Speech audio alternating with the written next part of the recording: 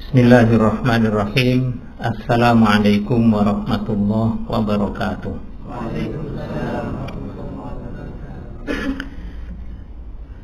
Alhamdulillahirabbil alamin wal aqibatu lil muttaqin wala udwana illa 'alal zalimin. Asyhadu an la ilaha illallah wahdahu la syarikalah wa asyhadu anna Muhammadan abduhu wa rasuluh. Allahumma salli wa sallim wa barik ala nabiyyina Muhammadin walhamdulillahi rabbil alamin. Para bapak, para ibu, saudara-saudara sekalian, syukur kita panjatkan kepada Allah. Alhamdulillah, sekali lagi saya diperkenankan oleh Allah untuk duduk di sini kembali.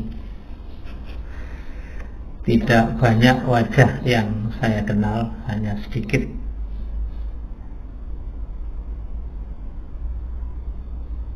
Mulai tahun berapa saya di sini? Sebelum tahun 2000. Mulai dari di Banyu Urip, kemudian bersama-sama diajak Pak Riyadi, Pak Makmur Roji, almarhum ya, rahimahullah.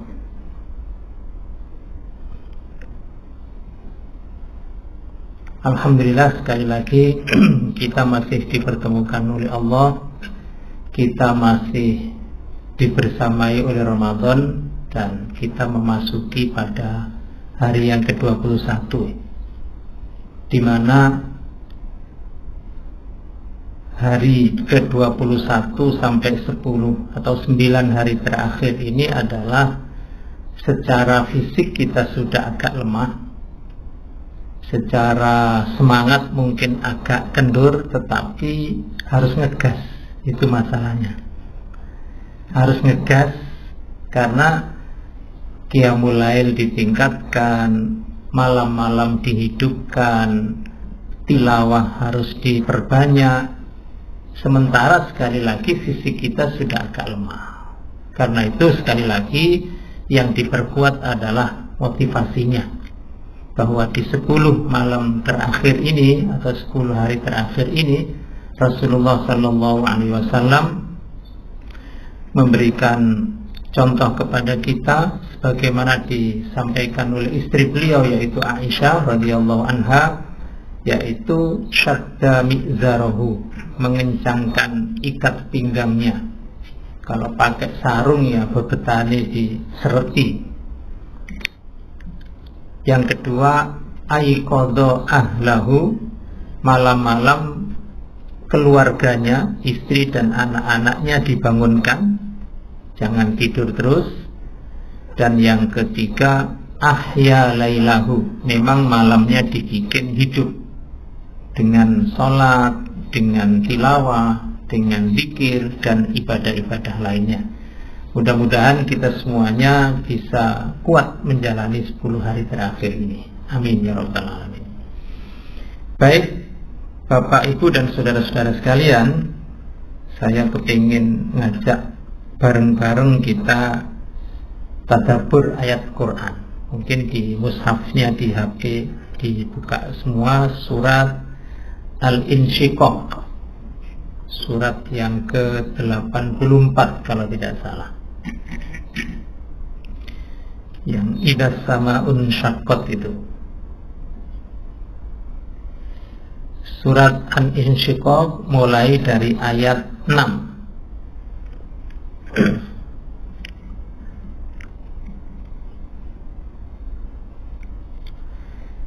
A'udzu billahi minasyaitonir rajim. Ya ayyuhal insanu innaka kadhihun ila rabbika kadham famulaqi. Hai manusia, sesungguhnya kamu ini sedang menempuh perjalanan menuju Tuhanmu, dan di akhir perjalanan itu nanti kamu akan bertemu dengan Tuhan. Yang dipanggil oleh Allah di sini, ya ayyuhal insan, bukan ya ayyuhalladzina amanu. Artinya semua manusia akan seperti ini, bahwa seluruh manusia, anak keturunannya Nabi Adam ini, ketika diberi kesempatan oleh Allah hidup di dunia ini, sesungguhnya adalah melakukan perjalanan. Dan akhir perjalanan itu nanti ketemu Allah dan dimintai pertanggungjawabannya selama di dunia ini lapowai. Jadi kita pernah hidup 2 kali dan mati 2 kali. Mati sebelum kita lahir ke dunia ini, waktunya panjang, tidak ada amal, tidak ada perintah, tidak ada larangan, wong kita masih di alam ghaib. Hidup yang pertama di dunia ini sekarang ini, kita dikasih waktu paling singkat, dikasih perintah, dikasih larangan, tapi nanti akan ada pertanggungjawaban. Setelah dunia ini kita akan mati. Tidak ada amal, tidak ada perintah, tidak ada larangan, hanya tempat peristirahatan. Waktunya panjang nanti di kuburan, sejak kita mati sampai nanti kiamat. Tapi tempat peristirahatan itu kan kadang ada yang enak, ada yang tidak enak. Kalau yang ditunggu itu sesuatu yang baik, istirahatnya nyaman. Tapi kalau yang ditunggu itu sesuatu yang mengerikan, istirahatnya juga nggak nyaman. Kita di kuburan itu juga seperti itu. Bagi yang baik, ditampakkan surga, baunya, istananya, bidadarinya, buah-buahannya, minumannya, tampak. Karena itu tempat istirahat ini nyaman, karena yang ditunggu di depan mata itu bagus-bagus.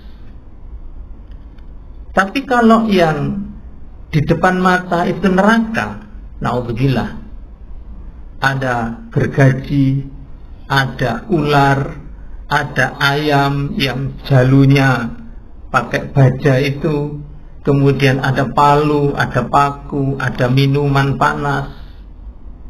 Kalau yang dilihat tiap pagi dan sore itu di kuburan ini juga tidak nyaman.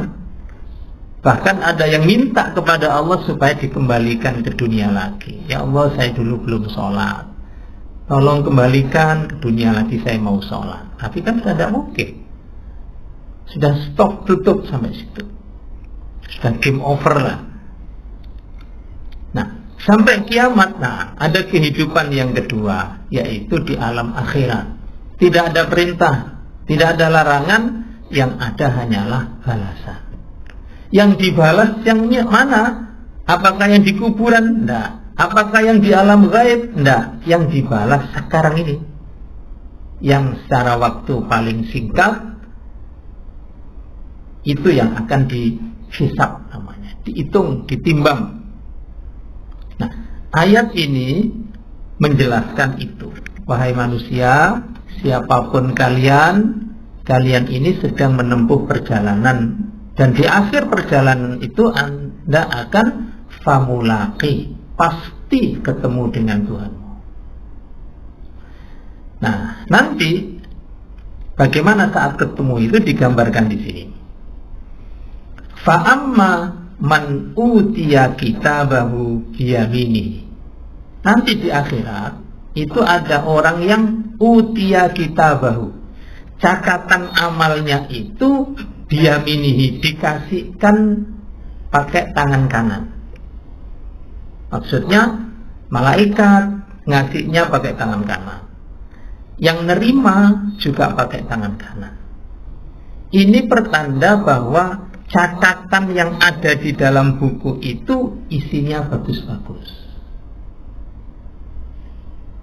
Kita itu kalau bersama anak kita, terus ada yang ngasih hadiah, itu kan kita pesan ke anak kita, ayo tangan yang bagus ya, kalau nerimanya tangan yang bagus.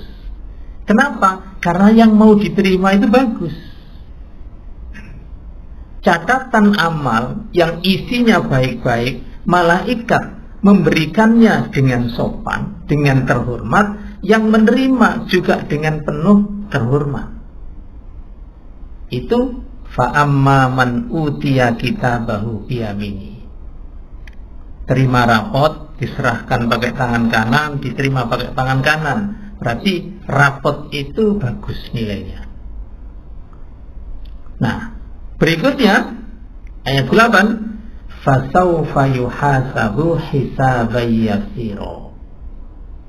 Kalau sudah ada kode seperti di awal tadi, malaikat menyerahkannya pakai tangan kanan, orang yang menerima juga pakai tangan kanan, itu tanda isyarat fasawfa yuhasab. Akan ada proses berikutnya yang namanya hisab, tapi hisaban yasira. Hisabnya ringan. Orang yang begini ini ringan. Saya lihat di tafsir Ibnu Katsir, ketika menjelaskan tentang hisabnya ringan itu gimana maksudnya? Dijelaskan di situ, nadzara ilaihi, Allah sekedar lihat catatannya, fatarokahu, kemudian dibiarkan begitu saja. Artinya kalau buku itu sudah bagus, dilihat sekedarnya gitu. Kalau kita ya dilihat sekedar, kok bagus, ya sudah, jalan. Apakah tidak ada dosanya? Ada. Tidak ada manusia yang tidak berdosa. Tapi karena catatan yang itu serba bagus, ada dosa-dosa kecil itu gak dianggap sama Allah. Itu hisaban yasira, dilewati gitu aja. Nah, berikutnya wa yanqalibu ila ahlihi masrura. Yang qalib itu artinya kembali, ilaihi, kepada keluarganya, masrura, dalam keadaan bahagia. Kok kembali? Apa kembali ke dunia lagi? Enggak. Seluruh ahli tafsir menjelaskan ini ketemu lagi, kumpul lagi dengan keluarganya dalam keadaan bahagia, tapi di surga. Yang qalibu ila ahlihi, kumpul kembali dengan keluarganya, ketemu istrinya, ketemu suaminya, ketemu anaknya, saudaranya, orang tuanya, bapak ibunya, yang di dunia dulu kumpul, di surga nanti kumpul lagi. Tapi kumpulnya masruro, dalam keadaan membahagiakan. Gak seperti nak dunia pian, yo gelut, yo tukaran, yo geger. Enggak, di surga enggak ada gegeran. Nah, kita semua ini, Bapak Ibu sekalian, pasti menginginkan bahwa keluarga kita yang sekarang bahagia di dunia ini, kepingin juga nanti ketemu di surga lagi, lebih bahagia lagi. Tidak ada orang yang tidak kepingin ketemu istrinya lagi, suaminya lagi di surga. Tidak ada. Wis dik nok kene dik menu akhirat dhewe gak apa-apa. Tidak ada. Orang tua dan anak juga begitu. Orang tuanya masuk surga, di dalam hadis dijelaskan akan bertanya, ning dia anakku. Suami duluan akan nanya, istriku di mana? Istri masuk surga duluan akan nanya, suamiku di mana? Begitu semuanya. Fi jannatin yatasaalun. Nanti di surga itu ada orang yang cari koncone. Di koncoku sing biyen gowes bareng gak ketok nang kene. Mancing bareng dicari. Makanya mudah-mudahan sebagaimana kita kumpul di sini di rumah Allah, mudah-mudahan nanti ketemu lagi di surganya Allah Subhanahu wa taala. Ini hisabnya orang baik. Mulai dari diserahkan catatannya dengan tangan kanan, diterima dengan tangan kanan, diperiksa hisab oleh Allah dengan ringan, kemudian kumpul keluarganya kembali di dalam surga. Sekarang yang sebaliknya, wa amma man utiya kitabahu wara'a dhahri. Ini kebalikannya. Adapun orang yang kitabnya, catatannya itu diserahkan wara'a dhahrihi, di belakang punggungnya. Kalau kita itu dilungno tuh kok mburine geger ini. Delok niki tekmu iki. Artinya yang menyerahkan juga tidak menghargai buku itu, yang menerima juga sedih kalau melihat isyarat itu, dan itu buktinya bahwa buku catatan itu tidak ada harganya, buruk semua isinya.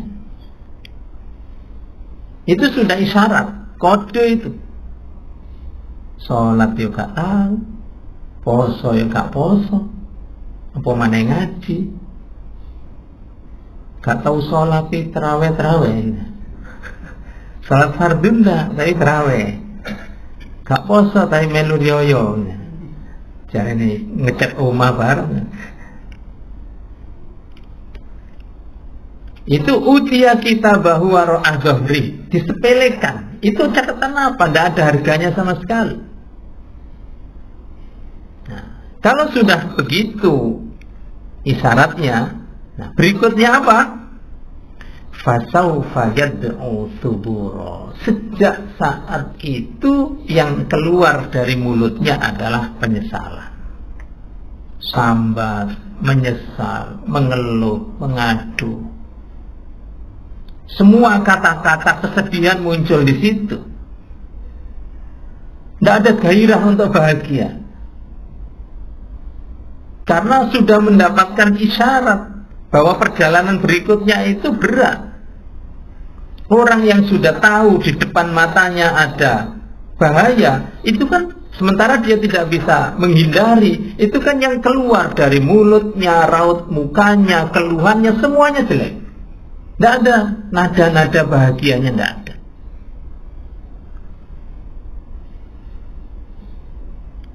Kayak kita naik motor, naik mobil terus kesasar itu, bingung kan? Gara-gara sampean macam-macam.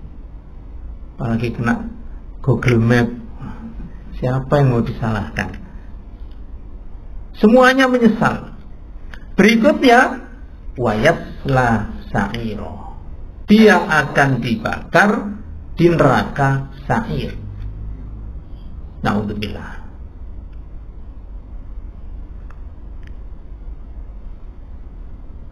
Jadi neraka sa'ir itu ya, yang sa'ir itu panasnya luar biasa.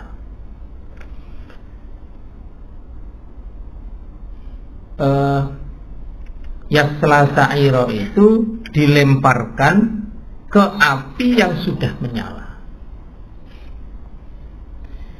Itu beda dengan ketika dilemparkan, naudzubillah, ini bukan perumpamaan buat kita. Ketika dilemparkan tapi api masih baru dinyalakan, itu kan beda panasnya. Nah, sa'iro itu sudah dinyalakan sejak lama, panasnya sudah memang sangat panas. Contoh kalau ibu-ibu merebus ikan yang direbus hidup, kan airnya harus mendidih dulu. Apa ikan yang direbus hidup-hidup itu, Bu? Kepiting, kerang. Itu kan tidak boleh direbus tapi dicelupno banyu adem terus kompor dinyalakan, tidak boleh. Itu penyiksaan namanya. Itu panas tinggal saidi. Itu tidak boleh dalam Islam. Harus sudah istilahnya umuk, mungkal-mungkal, panas sekali baru kepiting, kerang atau apa itu yang masih hidup baru dimasukkan. Nah, contoh seperti itu namanya wayasla sa'iro, dibakar sementara apinya sudah menyala sejak lama. Nah, innahu kana fi ahlihi masrura. Di sini ada kata masrura 2 kali. Innahu sesungguhnya orang ini kana fi ahlihi dulunya biyen waktu urip di dunia bersama keluarganya itu masruro, sudah pernah bahagia. Nah, ini hati-hati kita. Hati-hati. Jadi boleh kita bahagia di dunia ini, bahkan kita punya kewajiban untuk membahagiakan orang lain, tapi jangan dihabiskan di sini. Sebab nanti di akhirat ada kebahagiaan yang sesungguhnya, masrura yang sesungguhnya itu di surga itu. Jadi di ayat 13 tadi, sebelumnya di ayat 9, untuk ahli surga Allah mengatakan wa yanqalibu ila ahlihi masrura. Orang itu ketika masuk surga ketemu keluarganya lagi, bahagia di surga. Sementara di ayat 13, innahu kana fi ahlihi masrura, orang-orang yang sekarang di neraka itu dulunya sudah pernah bahagia. Jadi saiki entek bahagia. Apa tidak boleh bahagia? Kita boleh, tapi bahagianya harus sesuai dengan kebahagiaan yang islami. Punya anak, bahagia. Bagaimana anak bisa mengantarkan ke surga? Dididik dengan pendidikan yang Islam. Sehingga ketika masih bersama kita menjadi qurrata a'yun, anak yang menenteramkan hati. Ketika kita sudah tidak ada, anak soleh yang mendoakan kita. Waladin solihin yad'ula. Itu anak yang membahagiakan. Kita punya harta. Juga begitu, bagaimana harta ini bisa mengantarkan kita untuk bahagia di surga? Kata Nabi, harta yang sesungguhnya milik kita itu yang kita infak sedekahkan. Hanya itu. Kenapa? Kalau harta itu kita nikmati sekarang, kita makan, kita minum, jadinya apa? Coba. Berakhir dengan toilet di situ. Akhirnya di situ. Atau tidak sempat kita makan, tidak sempat kita minum, keburu kita mati. Jadinya milik siapa? Milik ahli waris. Terus yang harta yang akan kita miliki sampai akhirat yang mana? Ya yang kita zakat, infak, sedekah itu. Nih zakatnya akeh, nanti di akhirat dapatnya banyak. Nah kalau infaknya cuma jaga no Jumatan, ya saiki di akhirat saiki. Jangan terlalu muluk-muluk lah wong infaknya cuma 10.000 itu ben Jumat. Itu pun kalau kalengnya lewat depan kita. Nek gak lewat ya alhamdulillah.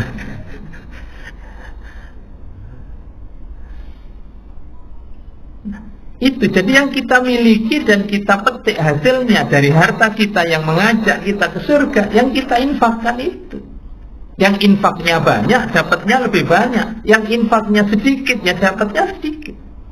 Karena surga itu tingkat-tingkatan sampai 100. Bukan pokoknya mlebu swarga, enggak, beda.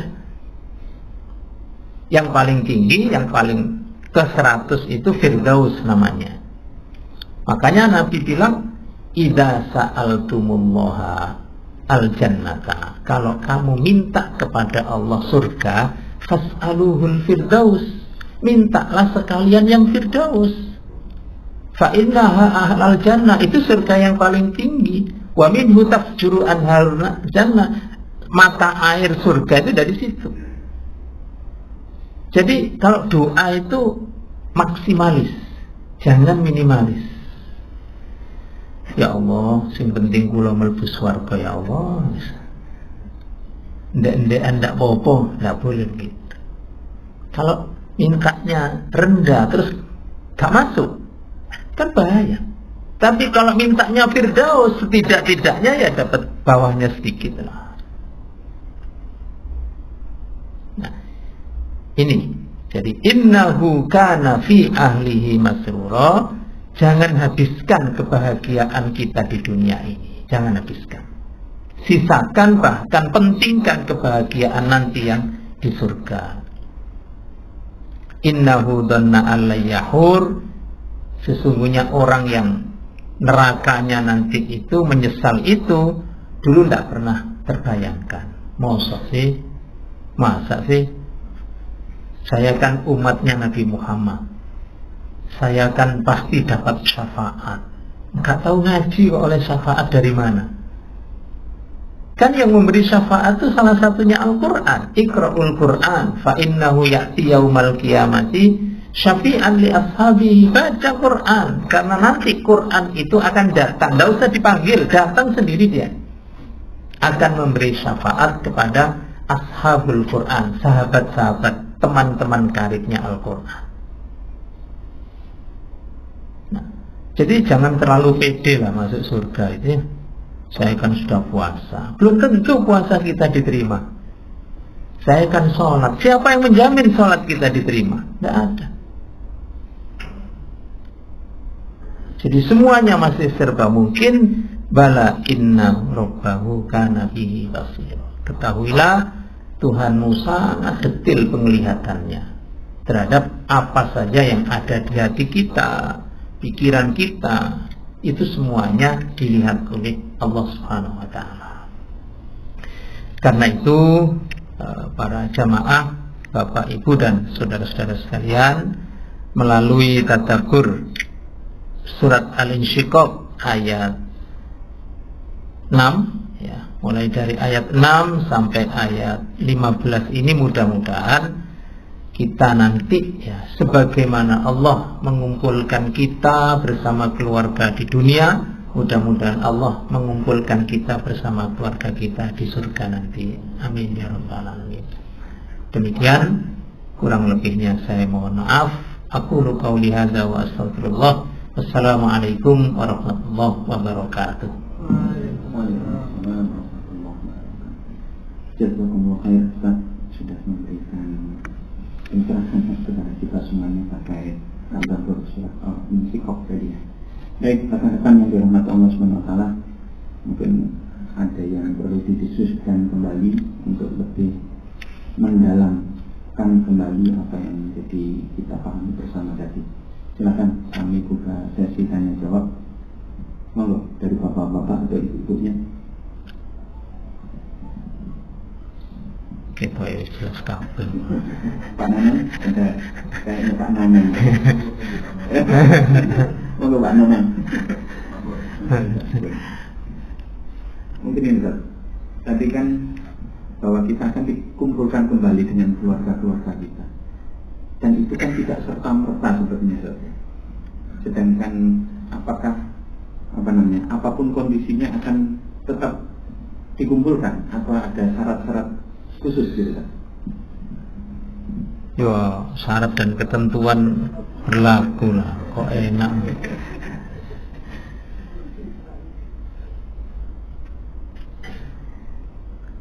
Jadi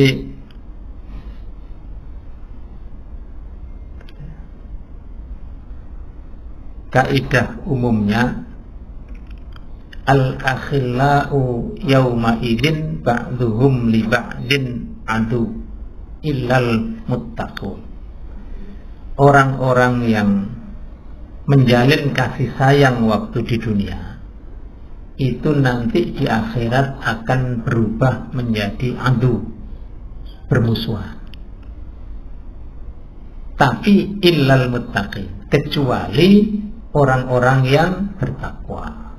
Artinya semua persaudaraan, kekeluargaan, pertemanan yang didasari atas takwa nanti tetap ketemu lagi. Tapi yang pertemanan, persaudaraan, bahkan mungkin kekeluargaannya itu tidak ada takwanya sama sekali, justru nanti saling menyalahkan. Anak diazab oleh Allah, kenapa kamu tidak sholat? Nyalahkan bapaknya. Duh, gimana saya sholat? Bapak saya aja tidak sholat. Nyalah. Dulu anak bapak, tapi sekarang jadi musuh. Suami dan istri jadi musuh. Nah, itu kaidah umumnya. Ditambah dengan surat At-Tur. walladzina amanu, orang-orang yang beriman, wattaba'athum dzurriyyatuhum biiman, dan anak keturunannya itu juga mengikuti iman bapaknya. Bapaknya beriman, anaknya ikut, suaminya beriman, istrinya ikut. Alhaqna bihim dzurriyyatahum, aku ikutkan. Alhaqqa itu ada orang di depan, terus ini digiring ikut yang di depan tadi. Bapaknya di surga, alhaqnahum dzurriyyatahum, aku ikutkan anak cucunya ikut bapaknya. Kenapa? Sama-sama berimannya. Jadi itu syarat ketentuannya di situ. Bapaknya sobo masjid, anak-anaknya yang dulu waktu di dunia juga sobo masjid ikut ke surga. Bapaknya di depan, anak-anaknya ikut.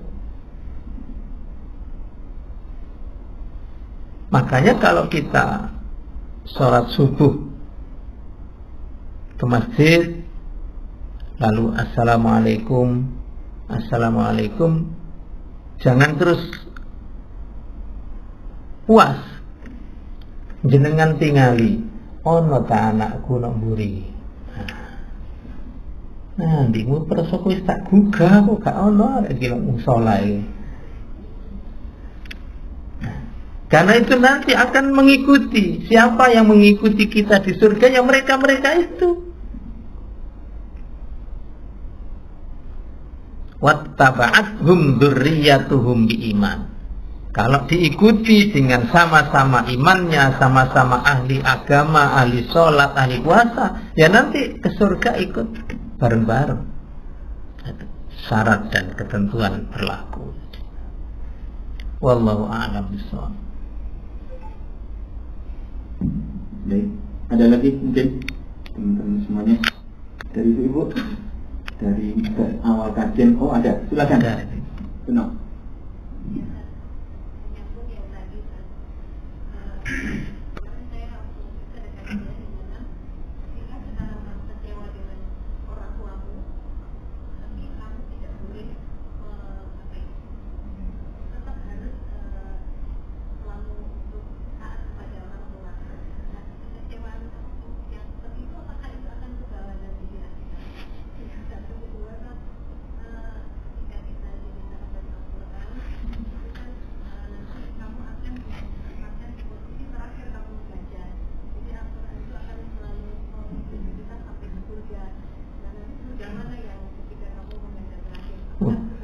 Kok surga sing ndi repot jawabin.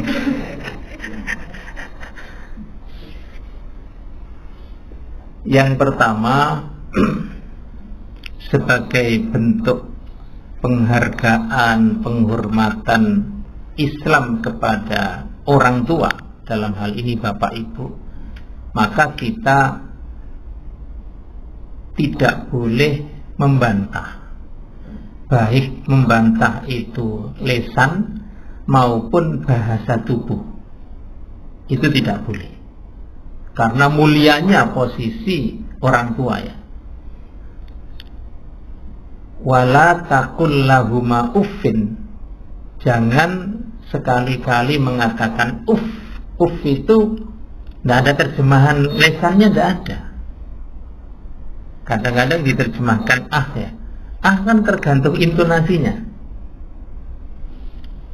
Jadi bahasa tubuh yang menunjukkan kita membantah itu pun tidak boleh. Apalagi dengan lisan, apalagi dengan perbuatan. Lalu bagaimana kalau memang kita tahu apa yang diinginkan orang tua kita itu tidak benar menurut Islam, ya ditolak, tapi dengan bahasa yang baik. Apa yang diperintahkan itu tidak kita kerjakan, tapi jawabannya itu tetap baik. Memang rada angel ya.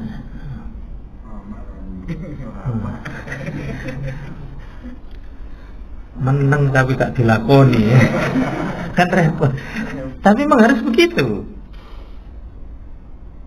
Bahkan naudzubillah, sahabat-sahabat Nabi itu kan banyak orang tuanya yang di neraka.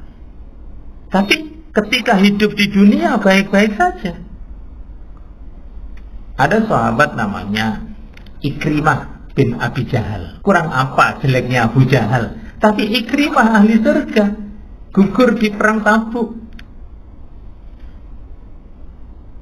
Sahabat mulia ahli surga, tapi tahu bapaknya begitu, baik-baik saja untuk urusan dunia. Nah itu gambaran singkatnya begitu. Ini sebagaimana Islam menghormati posisi orang tua, maka kita juga harus hormat juga kepada orang tua. Yang kedua tentang tilawah Quran tadi ya. Iqra'ul Quran, bacalah Quran, hadisnya itu. Fa inna manzilatakum inda akhiri ayatin taqra'uha.